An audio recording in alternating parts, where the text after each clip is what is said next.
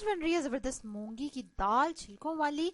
इसके लिए आप ले लेंगे मूंगी की दाल, एक पाव दाल है तकरीबन कह रही हूँ, ठीक है। एक छोटा प्याज है, एक छोटा टमाटर है, 1 टेबलस्पून अदरक लहसुन का पेस्ट है, 5 ग्लास पानी है, और आपने इसमें नमक मिर्च और हल्दी डाल दी जितनी जितनी आपको पसंद है। आप इसको चूल्हे पे चढ़ा देंगे, उबाल आने देंगे, उसके बाद आंच हल्की कर देंगे और उसके ऊपर ढक्कन दे देंगे और इसको पकने देंगे जब तक कि ये गल जाए।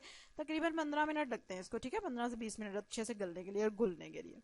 और ये देखें, ठीक है, अब जो टमाटर प्याज नजर आ रहे हैं वो कोई चक्कर नहीं, आप उसको हिलाएंगे तो वो गायब हो जाएंगे। इसके बाद आप दाल के ऊपर इसको डालें, साथ रायता प्याज नींबू, आए हाय हाय हाय। बरसात का मजा तभी आता है कि जब आप दाल चावल खाते हैं नींबू डाल डाल के। आपने आज क्या पकाया है, और मैंने ऑलरेडी एक वीडियो बनाई है जिसमें अपने पूरे वीक का मैंने मेन्यू दिखाया गया, मैंने क्या खाया, ठीक है।